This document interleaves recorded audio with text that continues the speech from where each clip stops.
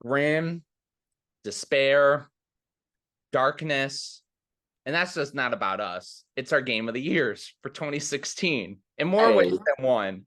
yeah, in a sense, you know, not make it that dark. Jeez. I think the fact that our game of the years fit the mood of what this year ended up being, which was just so like this I think is the finale. This is the finale of our 3-act terrible game of the years. I think next year is going to start the renaissance again. But yeah, our game of the years though are great. And I think unlike last year, we really liked those games. I think this year our game of the years are like, these are fantastic. It's just the year. Mhm. It was It's nothing really so else. fantastic. So it's your turn. You start first. My turn. What was your runner up for this year? My runner up is a game that I didn't play till 2020, and I kind of haven't stopped playing since. If you get my drift, Mhm. it is Dead by Daylight. The game Is it you a love so much. Yeah, I love it. I hate it.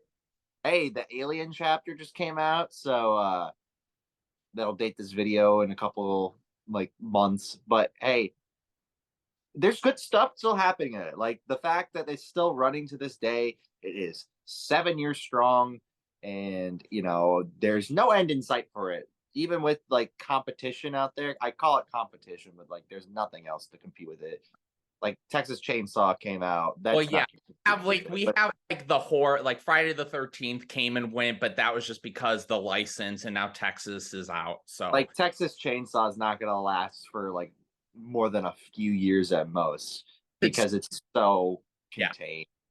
Um, but no, yeah, Dead by Daylight, I have to give it to it just because it has been in my life for so long at this point. But my game of the year, honestly, because again, it's not like there wasn't really much to choose from. It's just that this one is just really fucking awesome and it rules. And actually, can you hold for 1 second? My oven went off. Here, let's just sing it.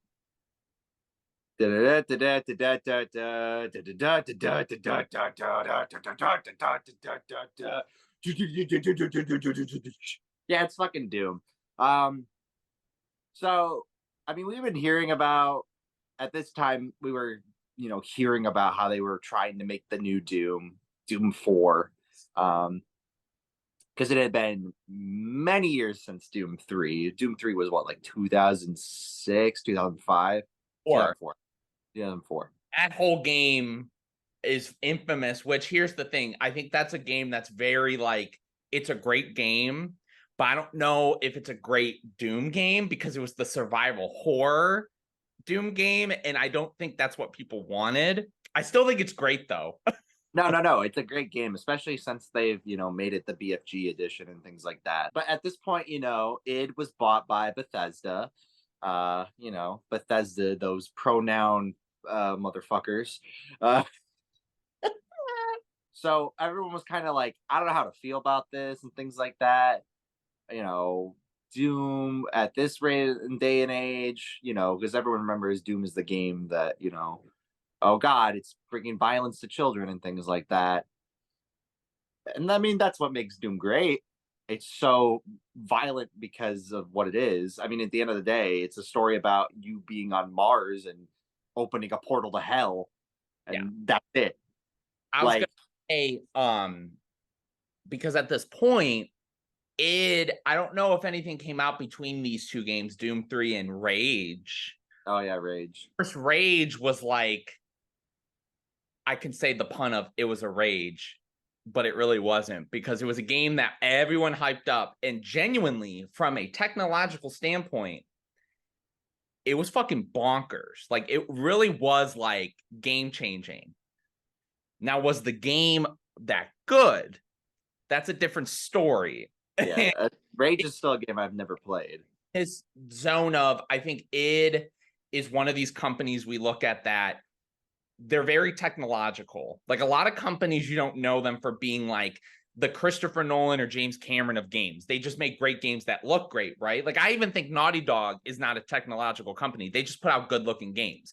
It is like the source engine for Valve. They're like, we have this new engine and it's gonna do these textures and but so like Rage came out and it was one of those like maybe it was like ahead of its time because there's a lot of elements in that I think are really cool and interesting, but it just wasn't that great. So to then come back to Doom with that engine and that technology, I agree. It was like, okay, well, you've been away from Doom so long, and the last time we had Doom, it's still an underrated game now, looking back, but do you And still yeah, and they left too? I think that was like after all that. So yeah, a lot to shake up at it and things like that. But hey, you boot up literally the game and you start it off and immediately it just throws you straight in. It's like we know you know what Doom is.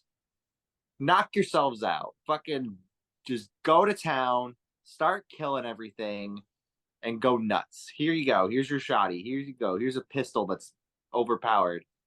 Start ripping the things open and god damn. I played it in 2018 actually. so Uh played it before me. I didn't play it till COVID first hit. um I played it on the Nintendo Switch. And let me tell you this.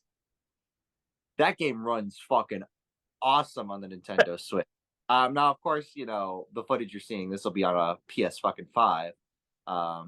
But it runs really good on the fucking Switch. Like I was shocked because I was playing it, my Switch mainly in handheld mode, and it runs great. I didn't have any like frame fucking drops. Like it's a steady 30 frames a second, which isn't a problem for Doom. We love that like Doom and Doom Eternal, of course, run at a consistent 60 frames naturally. But Yeah. for the fact that both Doom and Doom Eternal putting it onto the Switch are a steady, consistent 30 in portable, that's crazy to me. And like, listen, again, we talked about this with Doom. The plot doesn't matter. Like, again, we know that we open a portal to hell, and well, we're the Doom Slayer. We have to fucking just kill all these demons and figure out, how to stop it. Does it matter how it happened? You sure there's backlogs and things like that. You can dive into the lore and things like that, but you know, you're here for the gameplay, which is what.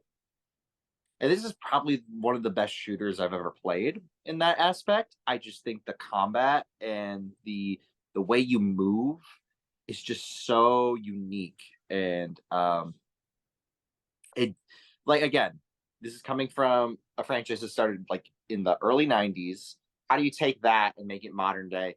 They figured out how to still make it Doom in today's day and age. It doesn't feel like it's a completely different game, which is what I appreciate most about it. Because yes, of course, update the combat and stuff for this stuff, but you need to make it still feel like it's in that same franchise. Doesn't miss a beat. Does not miss a beat. From someone who's played the original Doom, um, that's the only one of the originals that I've played. I haven't played Doom 2 or Doom 3 or Doom 64. Um, but I don't need to. I know what those games are like. Maybe I will one day. Who knows? Not on the top of my list to play. But I think the environments are very cool that you go through. Of course, you're on Mars, as takes place throughout the entire series up to this point, I should say. And the aspect of space is really cool. When you go into like the levels of hell, it's very interesting to see. When you see these different types of creatures, all your different guns that you get, of course, are fantastic. Big fan of the shoddy, of course. The BFG, when you get it, that's a crowning fucking moment in the game, of course. I love the machine guns that you get. I love your standard pistol that you get too is great, and especially when you upgrade it. This game brought in upgrades to your guns. which I think Doom 3 may have had. Don't quote me on that. I don't remember it having like upgrades or like an upgrade system, at least from what I must have fucking missed that while I played it, but I don't remember. Well, this Doom does, and it makes you actually think from basically what you're playing. Like, oh shit, which which gun do I want to upgrade in this instance, and things like that. Uh, I like the fact that you run out of ammo really fucking quickly, so you have to like know your weapons for your different situations. You might be shooting with your rocket launcher and be like, "Shit, I'm out." Switch to the shotgun for close range at this point. Okay, oh no, this isn't working. Sounds like I'm gonna have to go to my machine guns now. And it's just on the fly, flipping and flopping between your guns so easily and quick. You don't have to worry about sitting through a menu to go through and figure out what guns you want. It's just there, quick, quick toggle on the switch. There, switch to it, or you can just hit the Y button or something like that. It just knows. You just know. And of course, when you finally do get the enemy down and you're like low on health, because this game is like Doom. It is not, you know, for the faint of heart. For difficulty, a normal difficulty for Doom is a normal difficulty for Doom. It's not your standard normal Call of Duty style. Take a couple bullets and then you revive. No, you need to pick up health. You need to pick up shields. And the best way to do that is you have to get your enemies down to a certain level and then perform an execution on them, which of course these things are fucking glorious. The animations that they decide to do, of course, are just always great. I think my favorite moment I still remember is, it's like a behemoth walks out and you just see the Doom guy just flip it off. These silly animations are just perfect. Honestly, I really don't have much more to say about Doom because again, it's Doom. At the end of the day, we know what it is. But I really the gameplay is just fantastic. I think that it's some of the best like shooter combat I've ever experienced. I think what they did to improve upon the original Doom. Oh, like they even bring back like little things like you have to find secret areas to like unlockables and things like that. There's a shit ton of collectibles. Like there's little things like that that are just like, okay, this is cool. Like you pick up CDs and stuff. Or maybe that's just Eternal that I'm thinking of that you pick up the CDs. But I believe in Doom you were able to do that. I know you're able to pick up the dolls in Doom 1 as well. Like they just have these collectibles for you to pick up, like the literally just the question mark secret. Like you just find that, and there you go. It's just whatever it is, you get it. Artwork, fucking little collectible plushie, fucking whatever stuff to look at. Like they really were like, let's bring Doom to the modern age and treat it with the respect it deserves. Because again, from what I know of Doom and from what I've played, Doom is a franchise that's never really had a bad game. Like Doom 3 is a little controversial, but it's not bad. Mm-hmm. And Doom is just that it's the quintessential shooter at the end of the day. It's the one that brought it to light, and to this day it is still finding new ways to reinvent itself and but still stay in its, in its dominion, I guess I should say, as a way to also bring up like the hell stuff, I guess. Yeah, well, you've played Doom, you've talked about it a little bit. Yeah, it's fucking great. I was gonna say the one thing that you did and didn't bring up is you would talk about like certain combat stuff. The one of my favorite things being an adult and like being really, and I know Eric's probably the same way too when it comes to like film or whatever, sound design. Oh, Video game fucking now is, but uh and this I is will. I mean, maybe down the line we'll talk more about the soundtrack. Um, yes, because but I mean, we don't need to also get into that full fucking, the law, lawsuit. but yeah, just like the crunch and just the fact that you feel the weight of those guns when you shoot them. It's good. I really like the point you made too about like Doom is the first person shooter. Like it is the blueprint of what Mm. first person shooters are. And you'd get nervous because you'd be like, does this game have to do sort of that same thing again? Or can it just be normal? And I think this game kind of does both. Like it does what it does, but it really kind of reinvents certain things that you've seen. And you kind of get the best of both worlds where you don't have to be nervous that it's not reinventing, but it's doing certain things that it's like great. And I think Doom Eternal a little more so, and there'll be a discussion about that because I know, like you said, just these two games have been very like, I don't want to say they're underrated. I think people have talked about them quite a bit. I think this one goes a little under the radar, but This one's a little bit more. It came out and it wasn't really like as much of a buzz, which I feel and it's is a shame. because this year's very dry and this game stands out. So I don't know. I think that I agree with you 100% though. Doom 1 is the shit. It's a fantastic game. But so yeah, Doom. All right. Doom and gloom. Now it's time for Brian leaves the list of everything that came out this year. Well, I have to say my runner-up first. That's the rule. I do my runner-up, then I have to go through the list. That's how I roll. So this is a franchise that I had a game of the year of already, and it is a runner-up. And it's a game so controversial that Dunkey had to make a video about why he was wrong about his review of this game, and that is Uncharted 4: A Thief's End. When I watched that video, because I didn't watch Dunkey until like years after I should have been, and I watched that review, and I don't really think a lot of what he said was that wrong, because a lot of his opinion was the game feels like it's trying to be a more innovative game. But then you look at the story and it does, like, because, you know, we've talked about that, like, conversation with, like, The Last of Us and stuff where games is so much fun, but he kills hundreds of thousands of people. And it's that disconnect, rather. But this game, he's like, yeah, you're old Nathan Drake and you're zipping around on, like, a zip line in, like, the grappling hook thing. And it's like, I could see where he came from with it, because that's the problem with video games, is when you tell such a great story, but then you're like, you want to do cool, innovative things, but does it work together? I don't know. But I will say, I love this game from a perspective of, you know, the first three games were clearly a little fun and mystical and all over the place, where this felt very like it's a pirate story.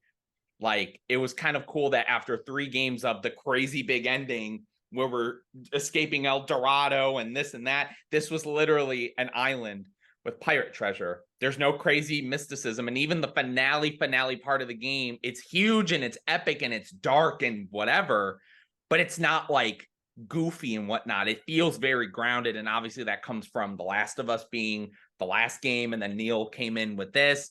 We were going to get a different version with Amy Hennig, and then all that shit happened. So, Arg. Yep. And then Troy Baker ended up being the older brother, even though he's younger than Nolan North. So that was fun.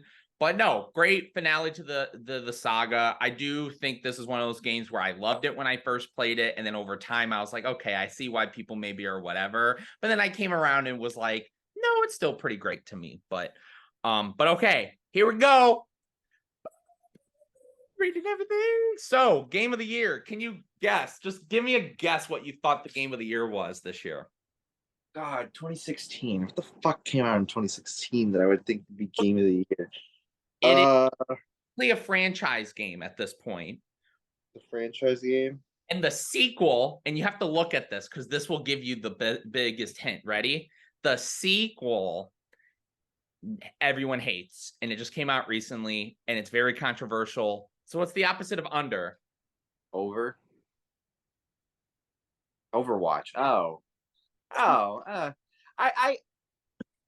Okay, like, again, it's funny that, you know, we can't ever play that original version of Overwatch, but I understood why people thought it was like their game of the year and things like that. But yeah, so Overwatch, another watch game that we did for this channel. Take a look at this. You should watch it. Firewatch came out as well. A little, you know, fun little indie game. Dishonored 2, Titanfall 2, Stardew Valley. Obviously, you brought up Doom. A game that was Duke Nukem Forever, not the actual Duke Nukem Forever, but a game that was basically the same. We never knew if it was going to come out. It did, and nobody really cared for it. The Last Guardian, a game You're that not wrong. was supposed to come out so long ago, and then it finally came out. Everyone lost their shit at E3, and then people were like, eh. The return of Gears of War. We got Gears of War 4. We got XCOM 2, which is a series Why I did know they call it Gears of 4?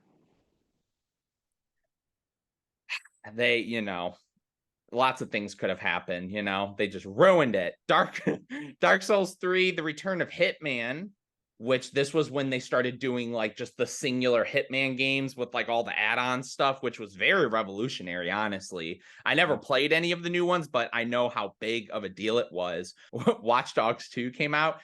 No Man's Sky, there's another game that's kind of like Last Guardian. That's a game that's gotten better, but nobody It was up here, it went down to here, and then it went like this.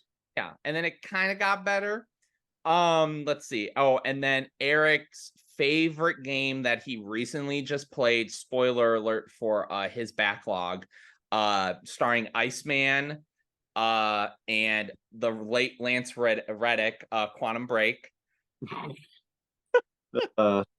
know, And then Battlefield 1. That was the one I was going to say, because then that was when it's like, oh, we're calling it Battlefield 1, but it's just because it takes place in World War I. But it's anyways, my game of the year. give me 1 second.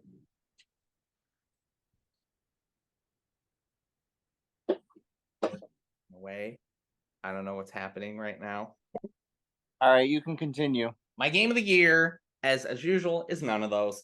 But I will say the one thing I love to talk about when we get to this point, I think with us, is even though there's a lot of dry years, we can kind of look back and go, there's a studio we really liked, and it really changed the course of our lives. And then whenever they post something new, because they just want to put out a game every 6 years, but it's been 7 years at this point, and Brian, I'm just gonna be like a plug and play. In their genius. Mm-hmm. It takes so long to just make a game about a little boy walking. It takes long to make a 2-hour game. Yeah, it take that long to make a 2-hour game about a little boy walking in a black and white color palette world. Limbo was a game I talked about as my runner-up. I loved it to death. This year, my game of the year is a game called Inside by Playdead. Wow, I don't think you can nominate a comedy special as your game of the year, Brian. They did this first. This was before Bo. Sorry, Bo, but this was first. Sorry. And this came out in 2016. That came out like 2021. I'm not breaking the freaking rules, okay? And yeah, there is a video game part of it. There is a video game part in the special Inside. So, ha! So, a little bit like Erik, I don't have much to say about this game, and it's not because I don't love it. Honestly, fucking hates. Yeah. God damn it. I genuinely love this game. This game is incredible. I beat it within the first sitting it came out. This again was at a point where I wasn't really playing video games like that. And the year before, I saw, Phil Spencer's favorite thing is to wear a shirt about something he's gonna tease. I saw a Limbo shirt. I said, what? Huh? What? And then the Inside teaser, and I was like, whoa. And then the next year, and then I was like, wow. And then Crash Bandicoot was in the game for some reason. I don't know. It was crazy. But It's a serious game. Yeah, he's it's so dark and grim, and he's just in the back like, oh, it's not really a surprise of a game because the emotions I had while playing it felt like Limbo, where you don't really know the story. It's all about kind of environmental storytelling. You just have to get an idea of what's going on.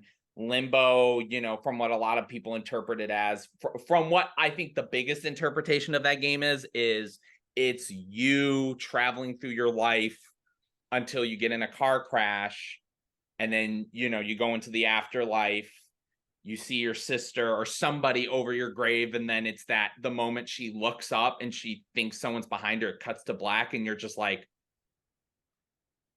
what? Oh my God, what? What? That's the fucking that like it's that like emotional reaction you have. This takes the ending of that and just draws it out because the entire finale of this game, let's just say they put out a $400 collector's edition at I Am 8-Bit, and part of the collector's edition involved getting a company that makes sex dolls. You'll understand why when you play this game. Maybe I will one day.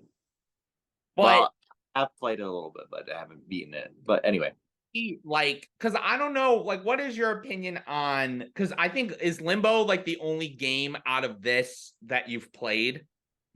I played a little bit of Inside. I played a little bit of Somerville, not because I got drawn out of it. It's because they had weeklies for the rewards. You're gonna fucking say that shit. God damn it. I knew the Inside one. It was like walk like 5,000 steps or something. Yeah, and Somerville had one. I'll get back to them. They're on the backlog. Playing that first little bit of Inside at the very least, it's fucking. You just have so many questions going on. You're like, what the hell? And I mean, that's the thing about when I played Limbo. Limbo, you just have so many questions going on too, and like it's such an open endedness, which I like about their games. Like the plot can mean many different things, but it sounds like this one has a more structure behind it in a sense. Like Yes, you can based understand what they're trying. game, it's like you clearly feel like you're in like a dystopian country or something, and there's like this big evil tech corporation that's kind of running and brainwashing people, and it has the same flow of a game like this where you kind of are like, we start in the woods and then we somehow make our way into the urban area, and then we go underground, and then we go up, and then we go to like it has the same structure of like where a game like this is going to go. But the thing about Playdead came out with a game in 2010, this game in 2016. The fact that these games are so independent and they're such a small company, these games, the handling of puzzle mechanics and the way you can platform is better than some AAA games. Like it's perfect. Like the footage, I'm like, I ended up just getting done with a game called Deadlight, which is kind of the same structure. It has that, it's more story driven, but it's a zombie game.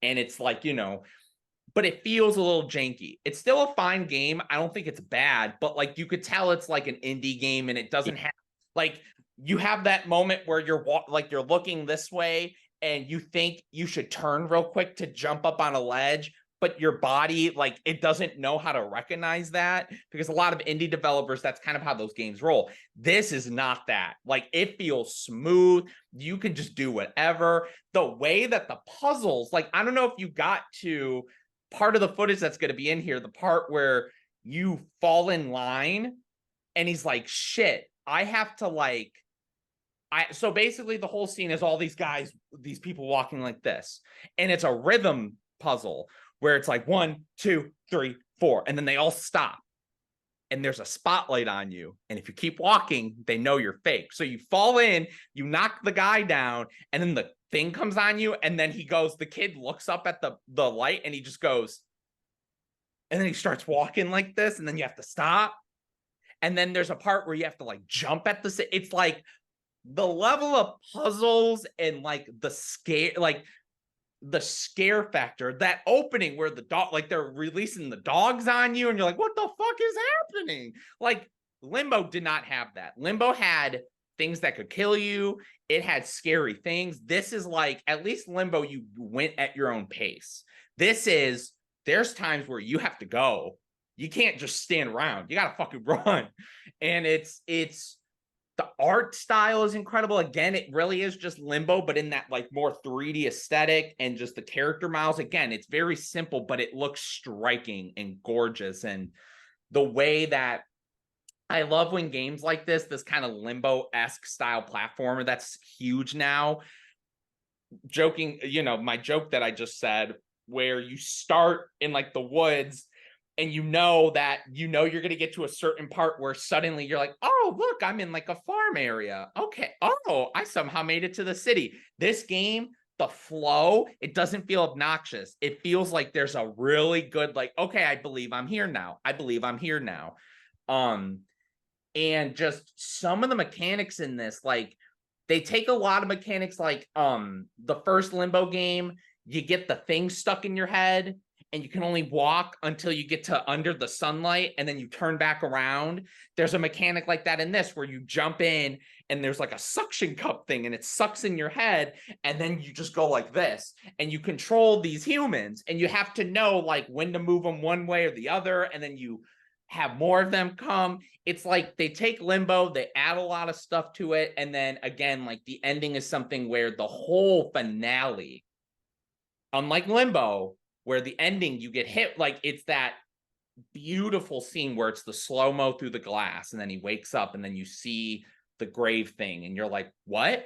And then it ends. This game, the ending is like the beginning of the ending of the game, where you get to that point and you go, wait, what is happening? And then you still have to play it, and then you're like, and again, I can't say, because it sounds, I'm very happy that it sounds like you don't know what the finale of it is, but the ending to this game,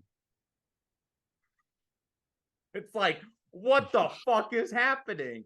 Like, and like you said, I love your point of, they don't feel artsy fartsy. Like, they don't feel like they're making these games to be like, we're gonna have, oh, sorry. Hold on, I got my because it's my game of the year. This game, and like we're gonna have, like, you're not gonna know what the story is, you just make it up. Like, it's not that. Like, it actually feels like there's a purpose to everything, but they just build the story so well. It is open to interpretation, and it's so sad that after Inside, we've gotten like that whole group of people. Like, I know one of the main heads of Play Dead went to the company that made Somerville. The main gameplay designer is coming out with a brand new game as kind of a joke. I think that's one of the ongoing jokes. Cocoon coming out at the end of this month. Cocoon. I'm going to be out of town, sadly, when it comes out, but I'll play it when I get home. Cocoon.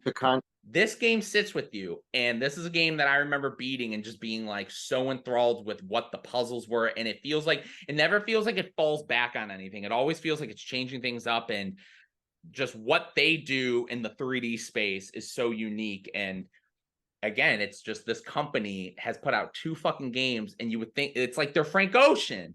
They really are. They bought 2 fucking games, and like everyone loves them. Everyone's inspired by them. There's a whole genre of games like this. Are we ever going to get a third one? Who fucking knows?